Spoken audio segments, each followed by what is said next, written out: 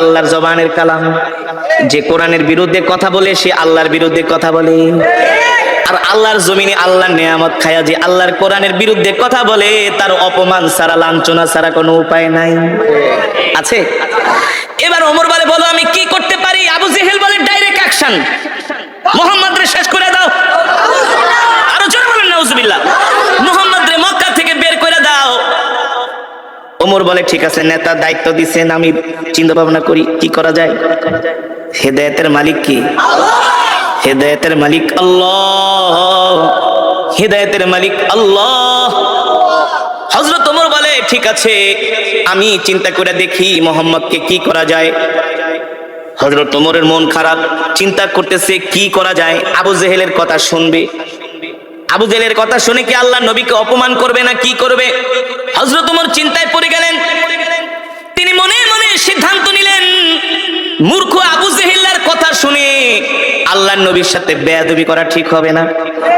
তিনি শিক্ষিত মানুষ, মনে মনে ভাবতেছে, একটা কাজ করি, আগে যাই আমি নিজের চোখে মোহাম্মদকে একটু অবজারভেশন করি, আমি নিজে যে একটু মোহাম্মদকে দেখি, গতিবিধি লক্ষ্য করি, তার সাথে কথা বলি।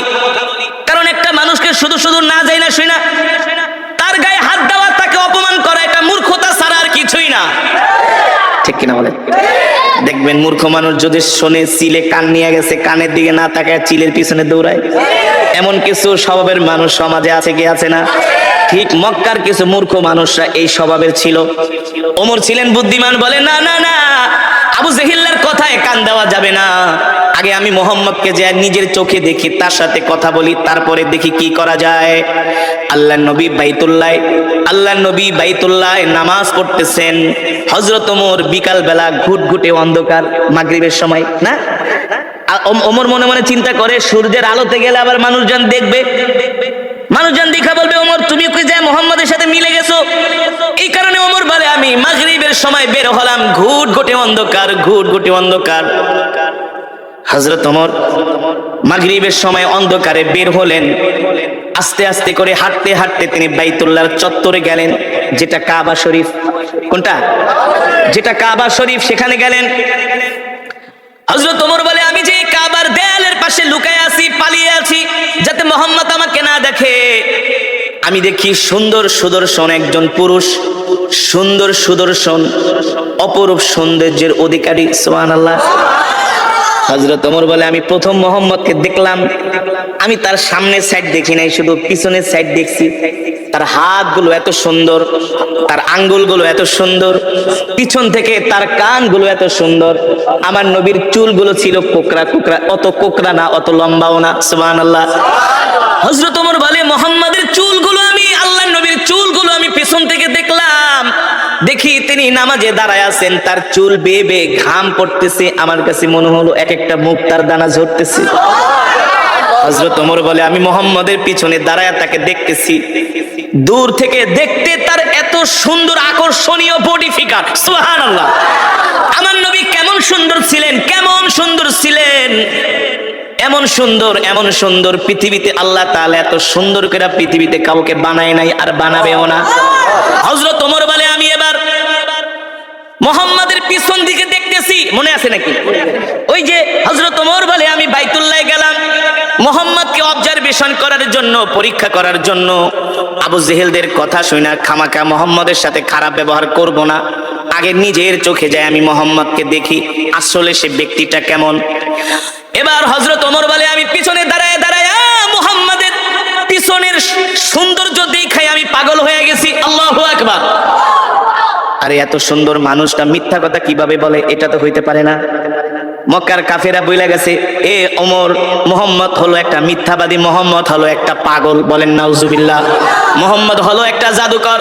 হযরত ওমর বলে, আমি পিছনের দিকে তাকায় তাকায় দেখতেছি মুহাম্মদের সৌন্দর্য এত সুন্দর, আর তার চেয়ে বড় সুন্দর হলো মুহাম্মদ এত চমৎকার কইরা কইরা কোরআন পড়ে। আল্লাহু আকবার। জোরে বলেন আল্লাহু আকবার। আল্লাহর নবী কোরআন পড়তেছেন, হযরত ওমর পিছনে দাঁড়ায় দাঁড়ায় শুনতেছে, আর মনে মনে ভাবে, মক্কার কাফেররা তো আমাকে ঠিকই বলছে, মনে হয় এই লোকটা বানায় বানায় কবিতা বলে, নালে এত সুন্দর ছন্দে ছন্দে কিভাবে সে মিলায় মিলায় বলে। আল্লাহু আকবার। আল্লাহর নবী কোরআন পড়তেছেন, আর ওমর চিন্তা করতেছেন, আরে মোহাম্মদ মনে হয় বানায় বানায় কবিতা বলে। আল্লাহর নবী বলে, ওমা হুয়া বিকাউলি শাইর কলিলাম মা তুমিনুন। আল্লাহু আকবার। আল্লাহর নবী বলে, তুমি আমাকে কবি বলতেছো, আমি কবি না, আমি হলাম নবী। যদি তুমি স্বীকার করো, ঈমানদার হও। আল্লাহু আকবার। ওমর কয়, কিরে এই লোকটারে যে আমি কবি বলছি এটা সে জানে কিভাবে? ওমর তো বলতেছে মনে মনে, বুঝেন নাই? কিন্তু আল্লাহ নবী বলতেছে, ওমা হুয়া বিকাউলি শাইর, আমি কবি না। ওমা হুয়া বিকাউলি শাইরিন কলিলাম মা তুমিনুন, তোমরা অল্প মানুষই বোঝো যে আমি কবি না, আমি হলাম আল্লাহর নবী। যদি তোমাদের ঈমান থাকে আর তোমরা অল্প মানুষই ঈমান গ্রহণ করবে, ঠিক কিনা বলেন? হযরত ওমর বলে, কিভাবে বললো, কিভাবে সে বুঝলো আমি যে তার নামে বলতেছি সে কবি? এবার হযরত ওমর বলে, সে যেহেতু আমার মনের কথা যাই না গেছে, তাহলে মনে হয় এই লোকটা হলো একটা গণক। গণকরাই তো মানুষের মনের কথা। আল্লাহ নবী বলেন, ওমা হুয়া বিকাউলি শাইর কলিলাম মা তুমিনুন ওয়ালা বিকাউলি কাহিন কলিলাম মা তাযাক্কারুন। আল্লাহু আকবার। তুমি আমাকে গণক ভাবতেছো, আমি গণক না, আমি গণক না। তুমি যেটা ভাবতেছো তোমার ভাবা সত্য নয়, আমি হলাম আল্লাহর নবী, ঠিক কিনা বলেন? তানজিলুম মির রাব্বিল আলামিন। আমি গণক না, আমি গণক না, আমি যেটা পড়তেছি সেটা হলো আমার রবের পক্ষ থেকে কোরআন। আল্লাহু আকবার। হযরত ওমর বলে, লোকটাকে আমি গণক বললাম, সে বলে আমি গণক না, আমি যে তাকে গণক বললাম সেটা কিভাবে জানলো? আল্লাহু আকবার। আবার বলতেছে, আমি যেটা তেলাওয়াত করতেছি এটা হলো আমার রবের পক্ষ থেকে আমাকে দেওয়া কোরআন। হযরত ওমর অবাক হয়ে গেল যে আমার মনের কথা এই লোক কিভাবে জানে? এখন রহস্য লাগছে কি লাগছে না? হযরত ওমর বলে, এই রহস্যর উদ্ঘাটন আমাকে করতেই হবে। আর যদি রহস্যর উদ্ঘাটন করতে হয় তাহলে তো আল্লাহর নবীর সাথে কথা বলতে হবে। কথা না বলে তো আর রহস্যর উদ্ঘাটন করা যাবে না। হযরত ওমর দাঁড়ায় আছে। আল্লাহর নবী যখন নামাজ শেষ করলেন, আল্লাহর নবী তার হুজরার দিকে যাবেন। হযরত ওমর যায়া তার পথ রোধ করলেন, বললেন, ইয়া মুহাম্মদ কিফ, ও মুহাম্মদ দাঁড়ান, আপনার সাথে আমার কিছু কথা আছে।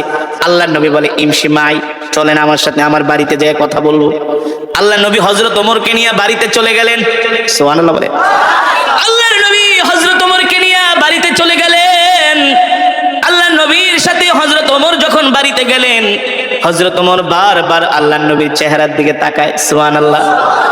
আর সে নিজে নিজে মাপতেছি, ভাবতেছি, চিন্তা করতেছি, আল্লাহর নবীকে বোঝার চেষ্টা করতেছে।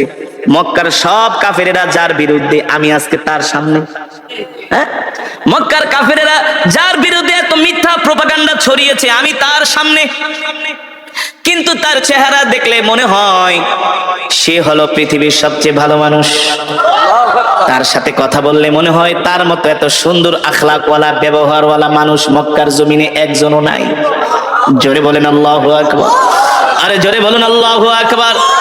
হযরত ওমর বলে, সেই দিনই আমি আল্লাহর নবীর জবানে কোরআন শুনে আমি ইসলামের প্রতি আমি দুর্বল হতে লাগলাম। দুর্বল হতে? এই যুবক, ওমর তো তোমার চাইতে জ্ঞানী কম ছিল না। এ যুবক, ওমর তো তোমার চাইতে কম বুঝতো না।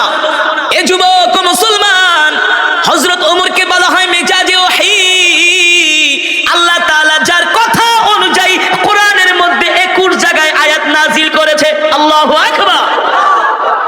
সেই ওমর আয়েশা এবার আল্লাহর নবীর কাছে আত্মসমর্পণ করতেছে। কি করতেছে? সেই ওমর আয়েশা বলে, ও আল্লাহর নবী, মক্কার কাফেরদের কথা শুনে অনেক ভুল করছি, আপনার সাথে অনেক শত্রুতা আমি করছি, দুশ্মনী করছি। আর না, আর না, আর না। মক্কার কাফেরেরা তো আমাকে আপনার কল্লা কাটার জন্য বলছে। আপনার কল্লা তো দূরের কথা, আমি ওমরের কল্লাটা আপনার কাছে জান্নাতের বিনিময়ে বিক্রি করে দিলাম। ওমর কালেমা পড়ে মুসলমান হয়ে গেলেন। যুবক, তুমি তো নামাজই পড়ো না, নিজেকে মুসলমান দাবি করো। আছে না সমাজের মধ্যে? মসজিদে মুসল্লি নাই, নামাজ পড়ে না, নিজেকে অনেক বড় মুসলমান দাবি করে। আর হযরত ওমর আল্লাহর নবীর হাতে হাত রেখে কালেমা পড়ে মুসলমান হয়ে গেলেন। হযরত ওমর মুসলমান হওয়ার পরে হযরত ওমর বলে, আল্লাহর নবী আমাকে অনুমতি দেন, আমি মক্কার সব গোত্রের মানুষের কাছে যে দ্বীনের দাওয়াত দিব। আল্লাহ নবী বলে ওমর আস্তে আস্তে। হযরত ওমর বলে আস্তে আস্তে কে?